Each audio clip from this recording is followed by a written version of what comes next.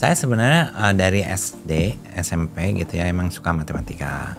Nah kemudian SMA juga saya suka, saya juga terinspirasi oleh guru fisika yang waktu itu namanya almarhum Pak Handoyo. Beliau sangat memberikan satu kesan mendalam bahwa ternyata belajar fisika itu gampang gitu. Jadi menurut Profesor ini IQ itu apakah sudah dari lahir atau bisa dibentuk? Yang mendapat medali perunggu itu ayahnya hanya tukang sepeda di Jakarta.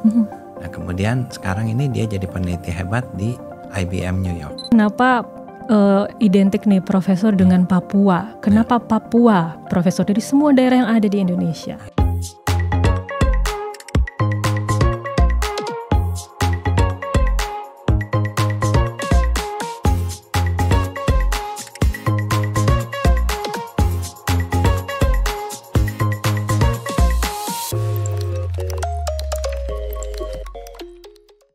Hai Sobat Istimewa, selamat datang di podcast Kita Istimewa. Sebuah podcast yang berisi diskusi mendalam dengan berbagai pihak yang berhubungan dengan pendidikan khusus dan pendidikan layanan khusus. Saya Jessica Sinaga akan memandu podcast kita pada episode kali ini. Di episode sebelumnya, kita sudah berbincang dengan sahabat istimewa yang mewakili pendidikan khusus. Nah, di episode kali ini, podcast Kita Istimewa akan berbincang dengan seseorang yang mewakili pendidikan bagi anak-anak dengan kecerdasan istimewa. Siapakah tamu tersebut? Mari kita saksikan video berikut ini. Profesor Yohanes Surya dikenal sebagai salah seorang fisikawan hebat Indonesia yang telah memberikan kontribusi besar dalam dunia pendidikan di Indonesia.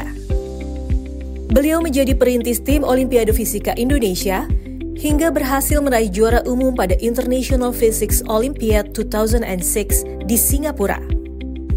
Karena kiprahnya inilah, Profesor Yohanes Surya menjadi tamu istimewa kita di podcast Kita Istimewa. Karena Direktorat Pendidikan Khusus dan Pendidikan Layanan Khusus tidak hanya menangani anak-anak berkebutuhan khusus, tetapi juga anak-anak dengan kecerdasan istimewa, seperti yang selama ini ditangani oleh Profesor Yohanes Surya. Telah hadir di studio podcast Kita Istimewa hari ini Profesor Yohanes Surya. Selamat datang, Prof. Terima kasih, selamat siang. Apa kabar? Baik. Profesor Yohanes sekarang lagi sibuk apa aja nih? Oh, lagi sibuk ngurusin daerah-daerah tertinggal nih. Juga daerah-daerah di mana mereka yang butuh pelatihan-pelatihan matematika, khususnya berhitung. Oh, gitu. Ternyata dari pemantauan saya selama ini dari Aceh sampai Papua itu banyak sekali daerah-daerah yang masih sulit untuk berhitung. Bahkan anak kelas 5 SD pun kayak misal ngitung 8 tambah 7 itu nggak bisa. Dan mungkin kita kaget gitu. Tapi kenyataan gitu. Jadi itu yang menjadi beban saya. Makanya saya sekarang banyak mengerjakan hal itu. Memberikan pelatihan seperti itu. Memberikan pelatihan dengan pelatih-pelatih yang sudah kita latih sebelumnya. Di berbagai tempat ya. Dan Profesor adalah salah seorang ilmuwan terkemuka di Indonesia yang berhasil membawa anak-anak Indonesia menjadi juara di berbagai olimpiade internasional ya. Boleh diceritakan sebenarnya latar belakang pendidikan Profesor itu seperti apa? Ya, saya sebenarnya dari SD, SMP gitu ya emang suka matematika. Nah kemudian SMA juga saya suka, saya juga terinspirasi oleh guru fisika yang waktu itu namanya almarhum Pak Handoyo. Beliau sangat memberikan satu kesan mendalam bahwa ternyata belajar fisika itu gampang gitu. Guru SMP? Guru SMA. SMA. Nah kemudian setelah itu saya masuk kuliah, lalu saya mulai menulis buku saat itu bagaimana membuat fisika itu jadi mudah gitu. Nah waktu saya selesai sarjana muda tahun ketiga gitu, buku itu selesai dan dipublish. Ternyata lumayan, peminatnya itu banyak banget gitu. Ternyata memang orang butuh bagaimana membuat pelajaran itu menjadi gampang gitu. Nah lalu saya lanjut dari fisika UI gitu ya. Saya lanjut ke Amerika, ke College of William and Mary. Nah saya ambil master sama PhD saya di fisika juga. Nah di sana saya terus mengembangkan bagaimana supaya fisika itu menjadi mudah gitu. Lalu ada waktu di William and Mary itu saya sempat undang anak-anak Indonesia untuk saya latih untuk ikut Olimpiade Fisika. Itu pertama kalinya Indonesia ikut Olimpiade Fisika. Tahun berapa tuh? Tahun 1993. 93. Nah itu Indonesia langsung dapat medali perunggu. Wow. Nah itu luar biasa sekali. Nah dari situ saya belajar gimana caranya nih supaya Indonesia bisa juara dunia gitu. Nah ternyata lewat langkah demi langkah kita pelajari bagaimana membuat fisika itu menjadi gampang gitu, gampang dipelajari oleh siswa. Dan ternyata 2006 kita ini juara dunia. Wah, luar biasa. Kita peringkat 1 dari 81 negara. Di bidang Fisika. fisika. Olimpiade Fisika.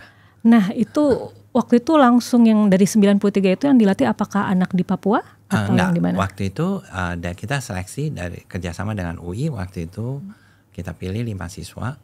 Nah jadi kita itu anak-anak SMA semua.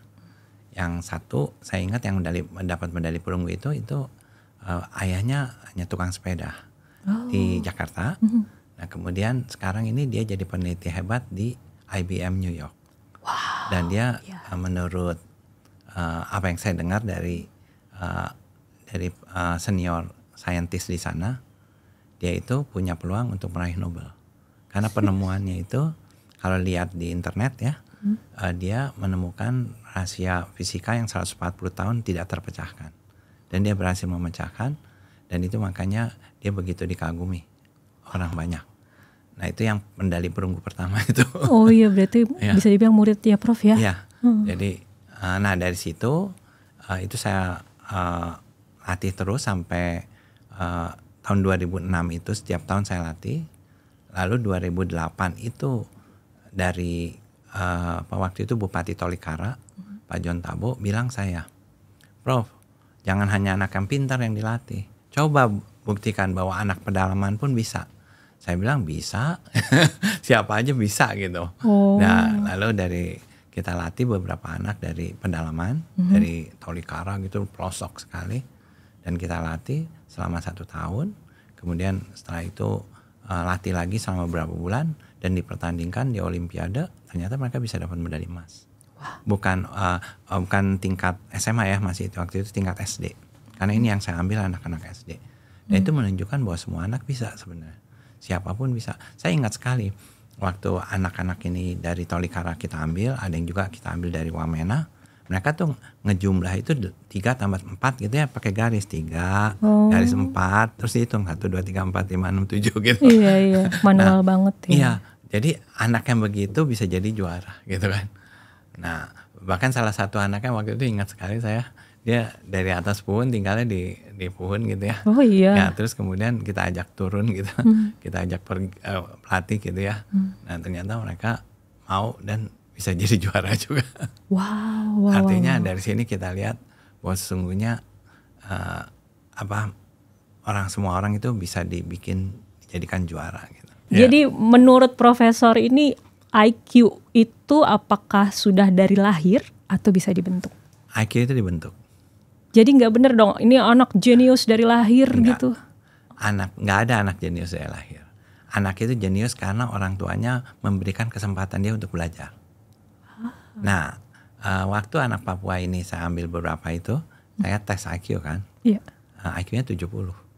Tapi setelah 2 tahun, dan waktu itu yang ngetes itu namanya Ibu Dr. Sri Lana. Dia tes IQ-nya jadi 146. Setelah 2 tahun training. 2 tahun training. Jadi dari 70 jadi 146. Ya, itu sudah terbukti berarti ya IQ itu bisa dibentuk ya. Dibentuk. Jadi bahkan saya punya anak pun saya sempat jadikan semacam eksperimen juga. Waktu itu saya tidak latih gitu ya.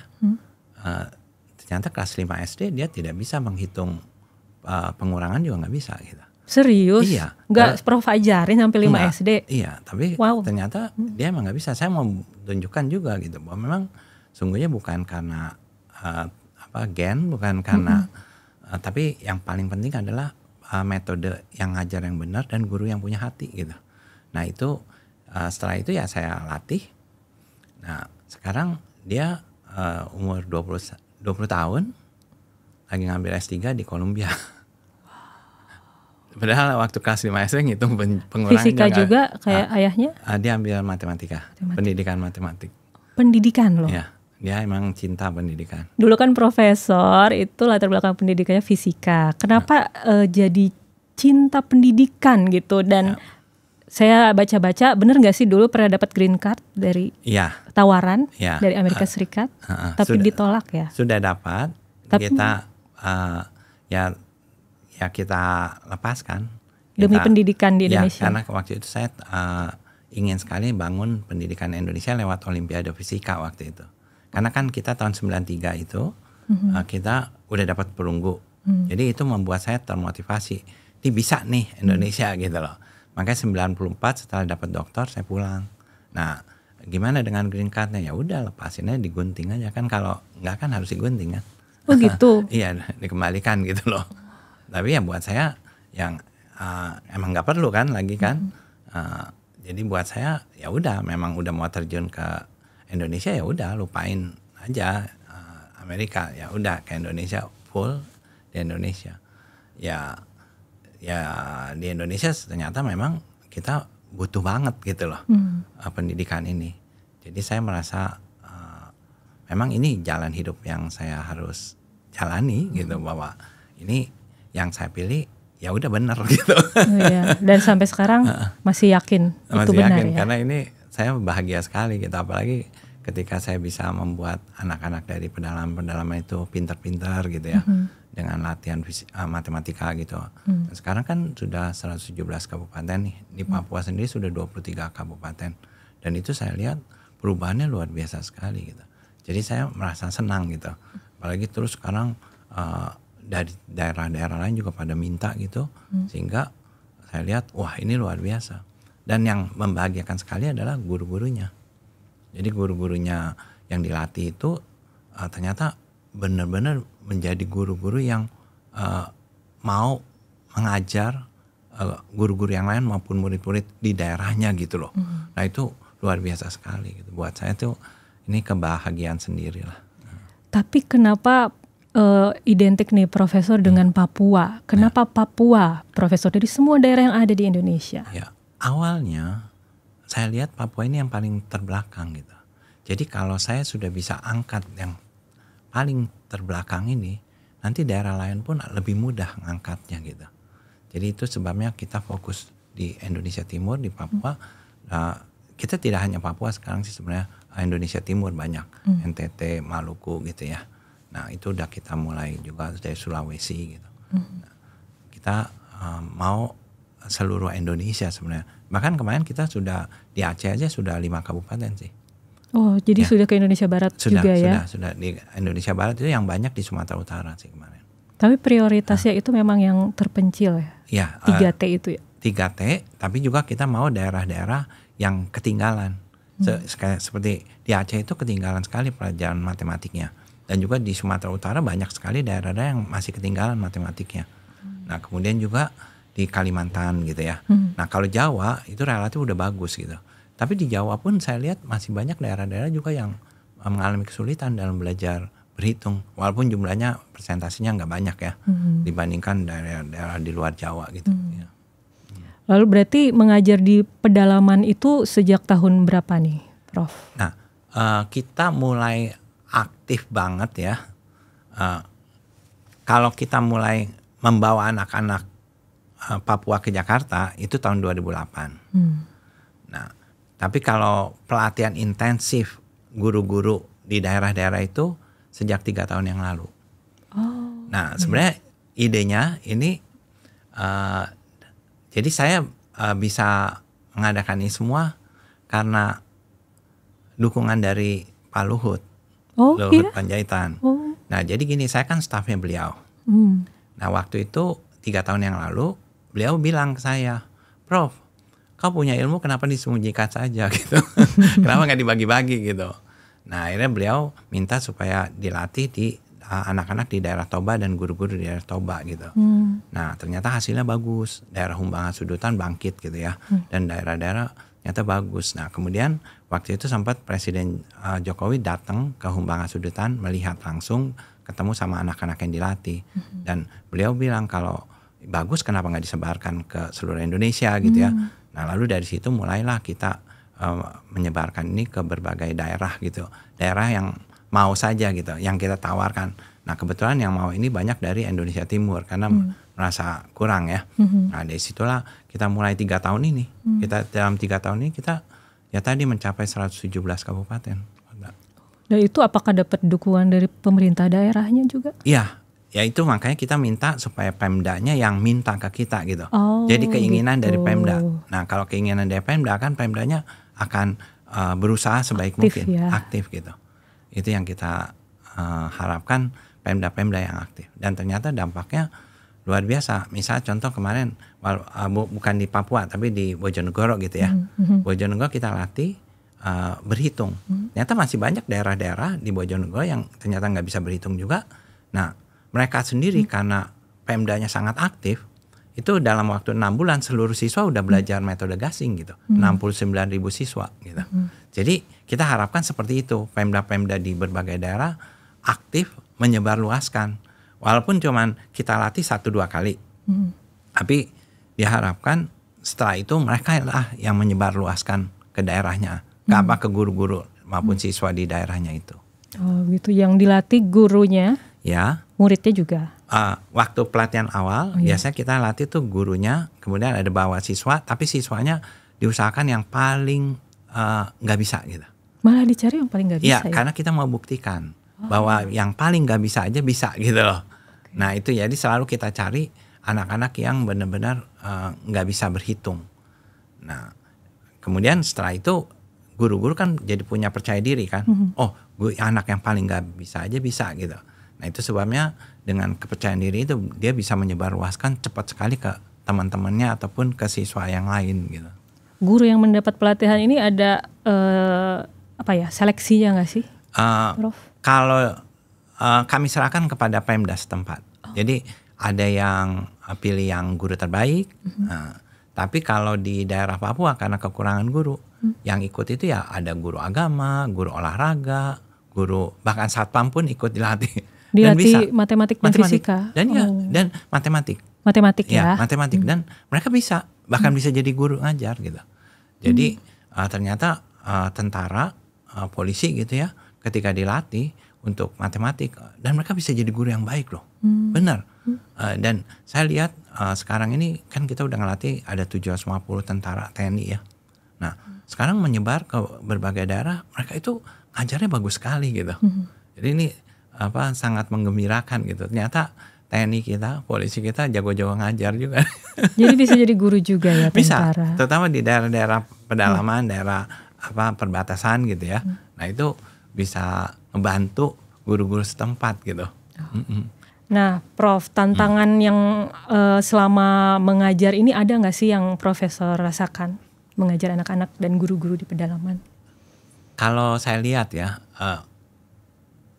tantangannya lebih ke arah bukan tantangan dalam mengajarnya, karena mereka sesungguhnya guru-guru yang punya dasar bagus, keinginannya kuat gitu ya, dan juga anak-anaknya juga punya keinginan belajar yang kuat, sehingga nggak terlalu sulit ngajarnya. Yang sulit itu adalah waktu pengimbasan itu tadi. Jadi ketika guru mengajar ke guru-guru lain, karena jaraknya itu jauh-jauh, kalau di Papua itu satu distrik ke distrik lain tuh jauh sekali gitu.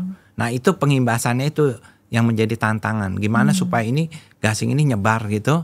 Nah itu kalau di daerah-daerah Papua itu susah. Makanya sekarang kita usahakan pelatihannya di tiap distrik. Nah ini kita lakukan kemarin di Mamberamo Tengah, itu ada 3 distrik.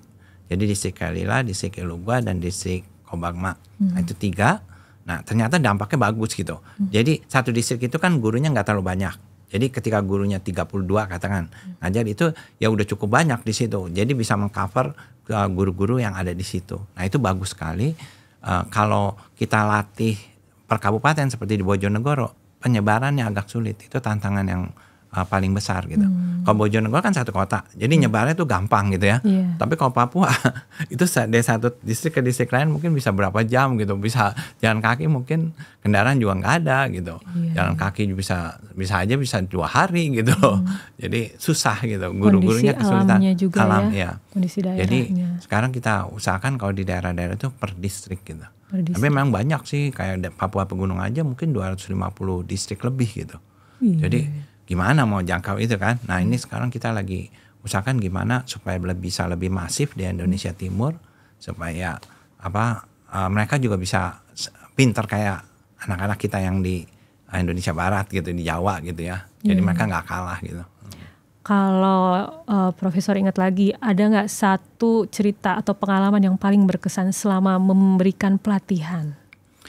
Nah, jadi waktu pelatihan yang saya ingat ya, pelatihannya waktu itu di Jakarta nih. Waktu itu ada siswa dari Timika bawa ke Jakarta. Nah, dia kelas umur 12 tahun, masih kelas 2 SD. Karena dia 4 tahun gak naik kelas. Karena waktu itu kan saya bilang tidak ada anak bodoh. Yang ada hanya anak yang belum dapat kesempatan belajar dari guru yang baik dan metode yang benar. Saya bilang gitu kan. Nah waktu itu bupati dari Timika itu, Kabupaten Mimika bilang saya buktikan gitu kan. Nah dikasih anak yang 4 tahun gak naik kelas ini gitu. Nah jadi dibawa. Nah kita mau latih matematika dan juga kita rencana mau ikut lomba robot coba ya. Terus kan kita kasih laptop kecil. Nah waktu laptopnya kotor nih. Terus apa yang dia lakukan? Saya kaget.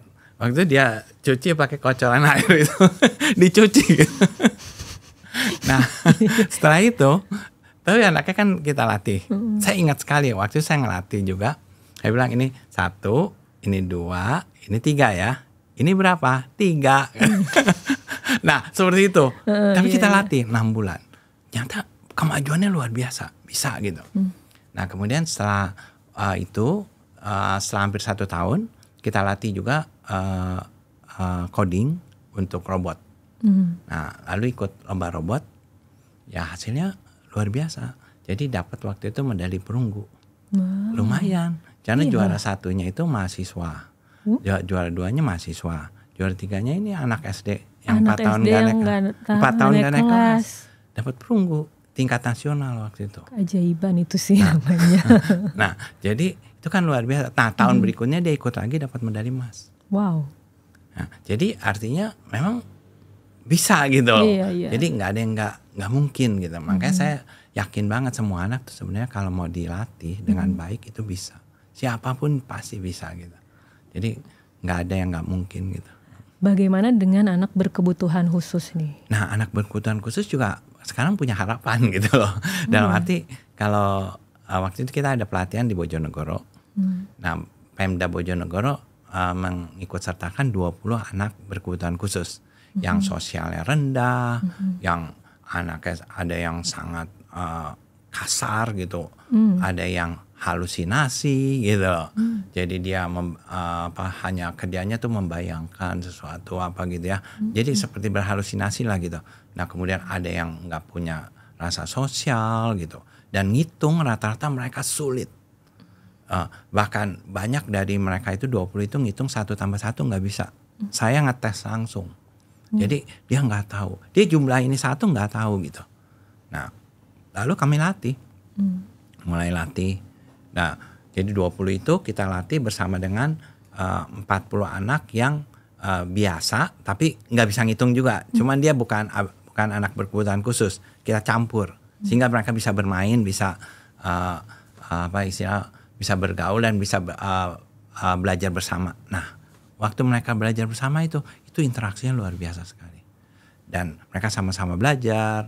Lalu yang kejadiannya adalah setelah beberapa hari gitu, itu perubahan itu nyata. Jadi anak yang tadinya nggak sosial, antisosial, mereka sangat mau berinteraksi, mau joget-joget, mau nyanyi-nyanyi gitu. Waduh itu luar biasa sekali. Sampai beberapa orang yang lihat ya, sampai kepala sekolah juga lihat, sampai bilang, kok bisa ya? Dia bilang, kok bisa seperti ini gitu. Nah itu saya waktu itu sampai juga nangis juga. Waktu saya lihat perubahan terakhir itu, waduh saya sampai nangis karena apa? Luar biasa gitu. Nah kenapa bisa? Nah saya tanya trainernya, apa yang kamu berikan? Prof, kami memberikan hati kami. Jadi itu yang membuat saya waktu itu terkesan banget gitu. Jadi dia memberikan hatinya, mengajar dengan sepenuh hati sampai anak-anak itu merasa dia itu bagian si gurunya itu bagian dari dia gitu. Jadi mereka peluk gitu ya, mereka kasih ngajar dengan sukacita gitu ya. Dan itu terjadi dan anaknya bisa ngitung perkalian. Tadinya nggak bisa penjualan bisa. Dan ini luar biasa. Sekarang beberapa guru-guru dari Bojonegoro sudah dilatih dan mereka sekarang melatih juga guru-guru yang lain untuk ngajar anak-anak berkebutuhan khusus ini. There's a hope berarti ya? Ada harapan. Ada harapan. Jadi sampai ibu salah satu ibu itu mereka bilang, aduh kok bisa ya, dia bilang sampai gitu. Saya tadinya sudah tidak punya harapan. Nah tapi sekarang saya merasa senang bahwa ini bisa gitu, anak saya tuh bisa gitu, bisa tadinya nggak bisa, tadinya antisosial, sekarang bisa dan dia bahagia sekali, luar biasa. Dan kesaksian ini banyak sekali di daerah lain juga, di setiap daerah pasti ada anak berkebutuhan khusus dan waktu dilatih dan mereka ngalamin hal yang sama. Apakah ada cara tertentu untuk Prof menemukan potensi dari diri anak-anak di Indonesia? Saya lihat semua anak sebenarnya kalau untuk pelajaran dasar ya, seperti berhitung, matematika, itu semua anak bisa. Iya. Ya, semua bisa. Jadi seperti berhitung ya, kali bagi tambah kurang pecahan desimal, itu semua bisa. Kuncinya tadi, metode yang tepat atau benar gitu ya, dan guru yang punya hati. Itu aja. Dua itu ya. Ya, dua. Metode dan guru. Dua itu kita berikan, semua anak bisa. Dan ini sudah terbukti karena udah puluhan ribu anak gitu yang kita latih gitu ya. Terbukti. Dan terbukti dan seperti itu. Jadi setiap kali pelatihan itu kalau kita lihat dari pretest dan posttestnya, pretestnya itu fluktuasi. Jadi masih ada yang bagus, ada yang jelek gitu ya. Tapi setelah pelatihan itu hampir sama. Jadi nilainya hampir di atas rata-rata 80 gitu ya, 80-90 gitu. Bahkan di beberapa daerah nilainya di 90-100 gitu ya. Nah artinya di situ bahwa kemampuan orang semua sama gitu. Jadi waktu awalnya beda-beda, nah, tapi atasnya sama. Jadi artinya bahwa semua anak tuh sebenarnya berpotensi untuk jadi hebat gitu. Jadi saya melihat hal ini, lalu itulah sebabnya saya simpulkan bahwa semua anak bisa jadi hebat. Nah tinggal siapa yang punya kemauan. Itu yang membedakan. Jadi yang punya kemauan, yang mau membayar harganya, ya. Nah itu biasa kan ada anak yang maunya katakan main game mulu ya. Betul. Nah sekarang dia mau bayar harganya nggak belajar gitu. Nah kalau dia mau bayar harganya dengan berkorban gitu ya, bukan uang ya. Waktu berkorban dia akan jadi hebat gitu. Jadi saya lihatnya ke sana gitu. Nah seperti ya kalau yang anak-anak lagi dilatih nih. Anak itu HP nggak sentuh HP selama pelatihan. Dan mereka nggak ada masalah. Jadi mereka pakai HP, tadi saya tanya, Yose nih saya kirim nih untuk buat belajar AI ya. Saya bilang, ini ada coding, kamu pelajarin, nanti kamu lihat salahnya di mana. Saya bilang gitu. Oh Pak, kalau pakai WA, saya hanya boleh hari Kamis. Oh gitu. Dia konsisten ya. Jadi dia sendiri ya, semua orang ngebatasi. Sadar dia ya. Sadar. Nah itu, jadi itu bagusnya gitu. Karena kalau orang keseringan main HP juga ngeganggu konsentrasi juga. Brain rot katanya ya, benar gak sih? Iya, jadi busuk. Dia misalnya baru konsentrasi 1 menit. Yes. Kan video-video 1 menit kan. Terus ganti lagi. Jadi berubah-ubah topik terus gitu loh. Nah, jadi susah konsentrasi. Benar. Nah, makanya anak lebih baik diajar konsentrasi gitu ya. Iya. Nah, kalau pelatihan gasi gitu 2 minggu itu gak ada HP, tapi mereka bisa konsentrasi dari pagi sampai sore, dari jam 8 sampai jam katakan sampai jam 5 sore, bahkan mereka malam pun minta lagi. nggak ada HP sama sekali. Karena mereka menikmati itu menikmati. ya. Dan ternyata mereka lihat ini lebih indah dari HP. Dan betul. Emang harus dikasih tahu ada yang lebih indah dari HP loh di dunia ini, begitu ya, Prof ya. Nah ini kalau misalnya nonton saat ini adalah orang tua dan guru, ada tips nggak dari Prof untuk orang tua dan guru supaya bisa memunculkan atau mengenali potensi-potensi kecerdasan dari anak-anak? Kalau untuk orang tua ya, saya harapkan mereka jangan berpikir anak itu bodoh. Nggak ada anak bodoh. Jadi semua anak bisa jadi hebat. Itu yang saya pikir yang perlu orang tua berikan motivasi pada anak-anaknya juga gitu ya. Nah kemudian untuk guru-guru juga coba pelajarin, terutama pelajaran metode gasing. Belajarlah metode gasing. Metode gasing. Untuk matematika. Ya, untuk matematika sehingga dia bisa mengajar dengan hati dan juga bisa mengajar bagaimana membuat matematik itu jadi gampang dan sehingga anak-anak jadi suka. Nah dan kalau mereka sekarang kan udah 117 kabupaten, mungkin di daerah-daerah itu udah ada yang pernah ikut pelatihan. Cobalah cari guru yang sudah pernah dilatih dan belajar dari guru itu gitu langsung. Nah itu sehingga tahu gimana sih mengajar gasing gitu loh. Mengajar dengan hati itu seperti apa gitu. Mengajar matematik itu seperti apa gitu. Nah, itu yang kalau bagi daerah yang belum, kita harapkan kita akan lakukan pelatihan-pelatihan terus. Semoga tahun ini juga bisa cukup banyak kabupaten yang lagi kita latih ya, terutama kabupaten-kabupaten yang baru ini. Gitu. Lalu selain itu apakah Profesor memiliki pandangan tentang layanan pendidikan yang ideal bagi anak-anak dengan kecerdasan luar biasa ini? Anak-anak, ya mungkin saya perlu ini juga ya, jelaskan juga anak yang dengan kecerdasan luar biasa itu sebenarnya anak yang biasa yang mendapat guru yang baik dan metode yang tepat. Itu menjadi luar biasa. Jadi semua anak bisa luar biasa. Nah, anak-anak yang dikatakan dengan kecerdasan luar biasa itu artinya anak yang sudah matang, sudah mendapatkan pelatihan-pelatihan khusus gitu ya. Nah, anak-anak seperti ini perlu dikasih kesempatan untuk terus meningkatkan kemampuannya. Biasanya anak-anak ini punya motivasi yang kuat sekali.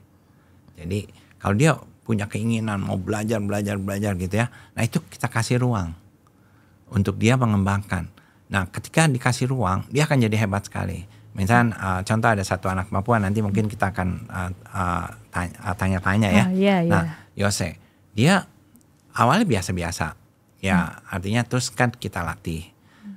Kemudian setelah kita latih ternyata dia punya keinginan yang luar biasa, kemauan yang luar biasa, sehingga dia bisa jadi hebat gitu loh.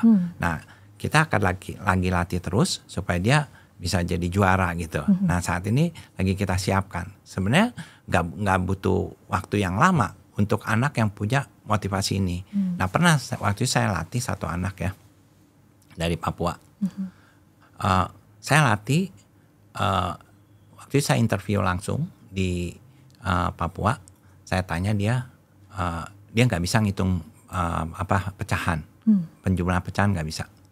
Lalu saya tanya dia mau jadi apa, dia bilang saya pengen juara Olimpiade Matematik nih gitu. Nah kemudian saya bawa ke Jakarta waktu itu. Nah saya coba latih ya. Nah dia punya keinginan kuat, tapi ada keinginan lain, yaitu dia maunya main bola mulu. Nah mau main bola kan ngeganggu kan. Akhirnya kita sepakat, oke, kamu lawan keinginan kamu. Keinginan kamu caranya gini, kamu duduk di bangku, saya ikat. Duduk, iya. Nah, ikat tapi kamu bisa lepasin, saya bilang gitu. Nah, itu tergantung. Tapi saya ikat nunjukin bahwa kamu harus ngalahkan keinginan kamu untuk main sepak bola, fokus di belajar gitu. Kan kita poinnya bagaimana supaya dia bisa fokus gitu ya. Nah kemudian dia mulai latihan. Dan dia enjoy. Nggak usah diikat pun, dia terbiasa sampai dia belajar sampai jam 11 malam. Nah kemudian ikut OSN waktu itu 2004 dia dapat medali perak. Ikut lagi 2005 OSN di Jakarta dia dapat medali emas. Dari Jadi Papua juga itu? Anak Papua, asli Papua. Nah itu nunjukin bahwa bisa nih gitu loh. Yang asal dia punya kemauan. Yang utama ini kemauan. Kemauan dari dasar hatinya bahwa saya mau gitu, saya mau. Nah itu nanti yang ngebedain. Karena kalau semua udah belajar metode yang benar, guru yang punya hati semua, yang membedakan anak-anak itu anak yang punya kemauan. Jadi tergantung anaknya juga ya. Ya, nah kita guru harus bisa motivasi juga. Motivasi anak itu ya. Dan samping bagaimana keinginan itu bisa muncul dari dasar hatinya dia sampai keluar gitu ya. Nah itu mungkin tugas orang tua dan guru juga mendorong supaya keinginan maju itu ada dari dia gitu. Nah itu yang akan ngubah. Sepanjang yang Profesor ketahui nih, apakah ada contoh pendidikan yang ideal bagi anak-anak cerdas istimewa ini yang juga diterapkan di negara lain gitu? Kalau di beberapa negara ya, misal contoh di Vietnam gitu ya, anak-anak yang udah siap ini, yang katakan mereka udah punya kemampuan bagus gitu ya, nah itu di-attach ke university. Jadi walaupun dia masih SMA, dia dimasukkan ke universitas untuk dilatih oleh dosen-dosen gitu. Dikasih mata pelajaran setingkat universitas. Itu di Vietnam seperti Vietnam. itu ya. Nah kalau di Cina itu special treatment, special training gitu loh. Yang buat anak-anak yang sudah bagus banget, mereka ada special kelas buat ngelatih sampai ke Olimpiade gitu. Kalau di Indonesia belum ada seperti itu ya? Sebenarnya kita ada pelatihan, tapi pelatihan kita belakangan ini nggak terlalu intensif banget gitu ya. Harusnya kalau mau melatih, kalau anak mau menang Olimpiade, itu minimal intensif 1 tahun. Sebab kalau kita lihat, saya pernah bicara sama orang Taiwan. Taiwan itu dia pelatihan 1 tahun full. Yang kan dia sering dapat medali emas di Olimpiade fisika gitu ya. Nah kalau kita mau dapat medali emas, kita harus sisihkan waktu melatih full benar-benar kayak matematik gitu ya. Itu 1 tahun minimal. Nah kalau dari hitungan saya biasanya waktu saya melatih Olimpiade fisika ya, kalau pelatihan 7 bulan biasanya itu perak lah. Kalau pelatihan 1 tahun itu emas nggak terlalu yakin, bisa dapat bisa enggak gitu. Tapi kalau 2 tahun pelatihan biasanya emas di tangan gitu.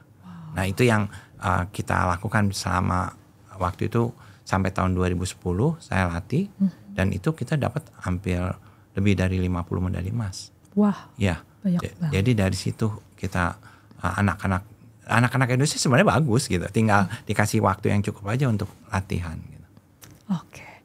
Nah, sahabat istimewa, tadi Profesor Yohanes Surya sudah menjelaskan, ada spill sedikit tentang metode gasing ya, Prof ya.